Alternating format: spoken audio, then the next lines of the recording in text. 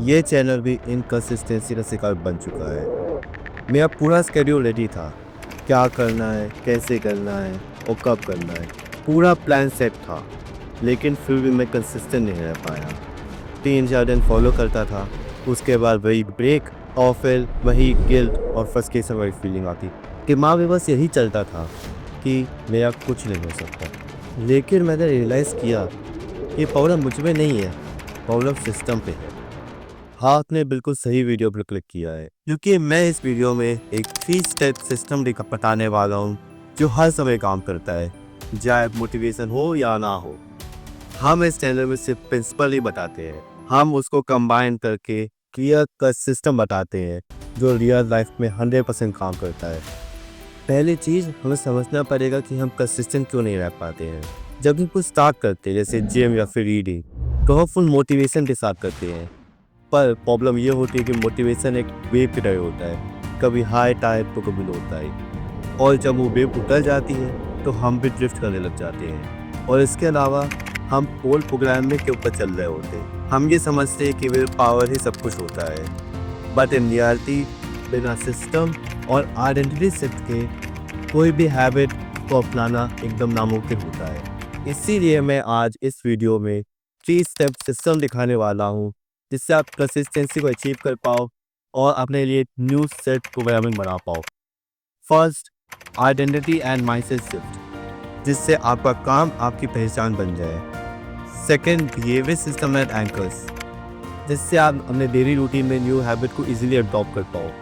Third, cognitive triggers, ये emotional side of things को handle करने के लिए होगा। पहले स्टार्ट करते हैं फर्स्ट स्टेप से, आइडेंटिटी एंड माइंडसेट शिफ्ट। हमारी सबसे बड़ी गलती होती है कि हम कहते हैं कि मुझे ये काम करना पड़ेगा, लेकिन सही थॉट प्रोसेस ये होना चाहिए कि मैं एक ऐसा इंसान हूँ जो ये काम डेली करता है। यहीं पर आती है हमारी ऑल्टर ईगो टेक्निक, जिसके अंदर वो सब हैबिट एंड क्वालिटीज़ होती हैं जो आप रियल लाइफ में पाना चाहते हैं। डिसिप्लिन, कंसिस्टेंसी, फोकस, ये सब आपके ऑल्टर ईगो का हिस्सा होता है। चलिए एक एग्जांपल लेते हैं। अमन कहता है मुझे जिम जाना है, और रोहन अपने आप से कहता है कि मैं एक ऐसा इंसान हूँ जो रोज़ जिम जाता है। दोनों में फ़र्क सिर्फ लैंग्वेज का नहीं, आइडेंटिटी का है। रोहन ने अपने आप को एक कंसिस्टेंट इंसान प्रूव किया, not just in behaviour, in his belief too. मैं खुद इस टेक्निक का हर जगह यूज़ करता हूँ, जैसे जिम के लिए healthy dose, learning and script writing के लिए डिसिप्लिन प्रूफ, कैमरा के सामने आके बोलने के लिए एक्सट्रोवर्ट प्रूफ। जब आप ऑल्टर ईगो को एक्टिवेट करते हो तो स्टार्टिंग में जो काम करने की रेजिस्टेंस होती है वो एकदम डाउनग्रेड हो जाती है, मतलब काम स्टार्ट होना ईजी हो जाता है, और धीरे धीरे वो ऑल्टर ईगो आपकी आइडेंटिटी बन जाती है। अब मूव करते हैं हम लोग अपने सेकेंड स्टेप पे, बिहेवियर सिस्टम्स एंड एंकर्स।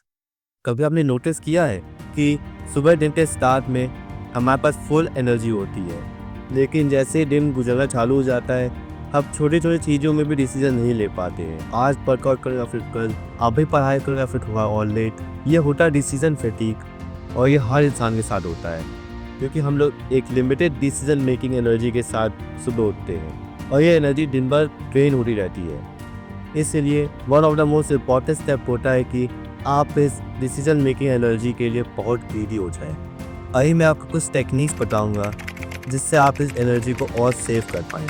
सबसे पहली टेक्निक है फिक्स टाइम एंड प्लेस। जैसे रोज़ रात को 9 बजे आके मैं यहाँ पर स्क्रिप्टिंग करता हूँ। Fix place, fix time, no negotiation. Second technique is micro commitments. Atomic habit के ऑथर ने एक बार बोला था, मैं रोज़ सिर्फ एक पैराग्राफ पढ़ूंगा, और वही छोटा स्टेप धीरे धीरे एक 3 आवर्स स्टडी रूटीन बन गया। ये होता है माइक्रो कमिटमेंट, जो आपका फाइनल गोल है उस तक पहुंचने के लिए एवरीडे मिनी गोल बना दिया है, जिसको आप कर करके उस गोल तक पहुंच सकते हो। पर सिर्फ यही काफ़ी नहीं है, इससे तो सिर्फ आपका बेस बना है, आपको इसको ट्रैक भी करना पड़ेगा। माइक्रो कमिटमेंट का मेन ऑब्जेक्टिव ही यही है कि आप अपने प्रोग्रेस को ट्रैक कर पाओ। या तो आप किसी नोटबुक का यूज़ कर सकते हैं या फिर कोई हैबिट ट्रैकिंग ऐप का, क्योंकि इसमें हर टिक एक साइकोलॉजिकल विन होगी और इसका का मोमेंटम बना रहेगा। और तीसरा system, make the habit default, not a decision. आप कोई भी न्यू हैबिट को एक ऑलरेडी एग्जिस्टिंग हैबिट के साथ पेयर अप कर सकते हैं। जैसे ब्रश करने के बाद सीधे 5 मिनट्स दीजिए, जिससे आपकी जो न्यू हैबिट है वो भी ऑटोमेटिक हो जाए। और हम लोग बढ़ते नेक्स्ट स्टेप पे, कॉग्निटिव ट्रिगर्स। ये कई बार होता है कि हमारे पास टाइम होता है, प्लान रेडी होता है, पर फिर भी हम काम कर नहीं पाते हैं। क्यों? क्योंकि आपके अंदर से आपको नीचे खींचने के लिए आपका गिल्ट, डाउट और एक्सपीरियंस ऑफ पास्ट फेलियर्स, और यही होता है कंसिस्टेंसी का असली विलन, जो दिखाई नहीं देता है पर बहुत बड़ा ऑब्स्टिकल होता है हमारी कंसिस्टेंसी जानने के लिए। अब मैं आपको एक स्टोरी सुनाता हूँ। एक लड़का जिम जाने का कमिटमेंट करता है। पहले कुछ दिन तो वो जिम जाता है, फिर लेट उठता है, अनहेल्दी खाना खाता है और उस दिन जिम स्किप कर देता है। उसके बाद सेम का स्पाइरल शुरू हो जाता है, मैंने ऑलरेडी मिस कर दिया है, अब क्या फ़ायदा। और उसी घर की वजह से वो और 2 हफ्ते जिम नहीं जाता है। पर एक दिन उसने अपने लिए एक रूल सेट किया, अगर सब कुछ खराब ही हो जाएगा तो मैं सिर्फ पार्क में ही वॉक करूँगा। और तब उसने एक एंटी आइडेंटिटी क्रिएट की। मैं वो इंसान नहीं हूँ जो एक बैड टेक के बाद गायब हो जाता हूँ। ये होता है इमोशनल रेजिस्टेंस को हैंडल करने में। आप इस एंटी आइडेंटिटी के साथ 3 और टेक्निक्स का यूज़ कर सकते हैं। फर्स्ट, आप ट्रैक कीजिए किस इमोशन के बाद आप हैबिट तोड़ते हो। दूसरा, डिस्कम्फर्ट से भागिए मत, 2 मिनट उस फीलिंग के साथ बैठिए। तीसरा, हर हैबिट को एक नई हौसले से जोड़ो।